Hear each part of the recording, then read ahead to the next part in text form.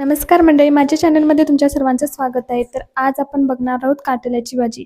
तर मम्मीने शेतातून काटेली आणली होती, तर ती औषधी रानभाजी आहे. तर त्याची जी रेसिपी आहे तर मी आज शेअर करणार आहे. तर ती काटेली आहे ती मी तुम्हाला दाखवते.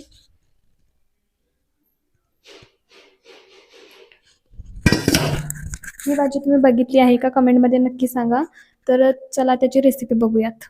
ही भाजी आजीकडे आणून दिली आहे, तर आजी ती काटेली चिरून देत आहे. ही सगळी काटेली कोवळी आहेत, त्याच्यामुळे त्याच्यातील बिया काढत नाहीये. जर काटेली जास्त जून असतील तर त्याच्यातील बिया काढाव्या लागतात. ही पावसाळी रानभाजी आहे. या भाजीला बहुगुणी पण म्हणतात, कारण याच्यामध्ये खूप सारे औषधी गुणतत्व आहेत. ही भाजी खाल्ल्यानंतर तुमची पचनसंस्था चांगली होते आणि या भाजीमध्ये व्हिटॅमिन सी असतं, त्याच्यामुळे तुमची इम्युनिटी पॉवर पण स्ट्रॉंग होते. आणि त्याचबरोबर याच्यामध्ये कॅरोटिनॉइड्स असतात, म्हणजेच व्हिटॅमिन ए. व्हिटॅमिन ए मुळे तुमचे डोळे आणि त्वचा चांगली राहते. आजीने ही भाजी चिरून दिलेली आहे, तुम्ही बघू शकता तिने बारीक चिरून दिलेली आहे. ही भाजी आता मी 2 वेळा स्वच्छ धुवून घेणार आहे. ही भाजी करण्यासाठी कांदा, लसूण, मिरची आणि मसुरीची डाळ लागणार आहे. कांदा आणि मिरची मी चिरून घेतलेली आहे.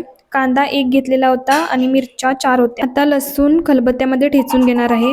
या भाजीमध्ये तुम्ही तिखट पण घालू शकता, तुम्हाला कसं आवडेल तसं तुम्ही करू शकता. मी मिरची घेतली आहे. आता गॅसवरती भांडं ठेवून त्यामध्ये तेल घातलेलं आहे. तेल तापल्यानंतर त्यामध्ये मोहरी घातली. मोहरी थोडी तडतडली की त्यामध्ये कांदा घालायचा. कांदा घातल्यानंतर कांदा थोडा वेळ तेलामध्ये परतून घेतला आहे. यानंतर यामध्ये ठेचलेला लसूण घातला. लसूण घातल्यानंतर मिरच्या घातल्या आणि त्या पण थोडा वेळ परतून घेतल्या. कांदा जेव्हा भाजत आला तेव्हा त्यामध्ये हळद घातली. आता कांदा चांगला भाजेपर्यंत हे सगळं परतून घ्यायचं.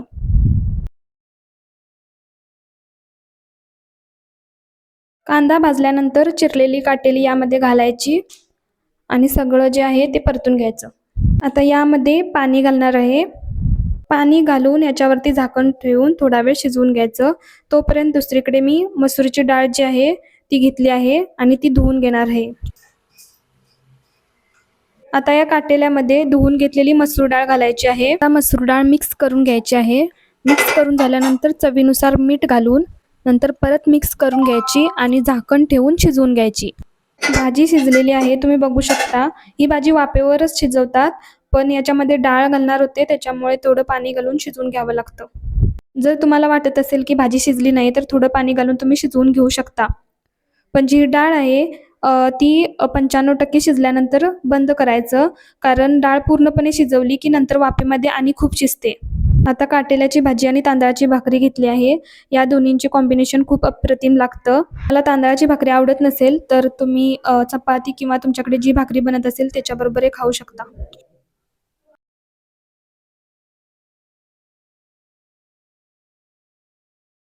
आजचा व्हिडिओ कसा वाटला कमेंटमध्ये नक्की सांगा आणि व्हिडिओ आवडला असेल तर लाईक आणि सबस्क्राईब नक्की करा.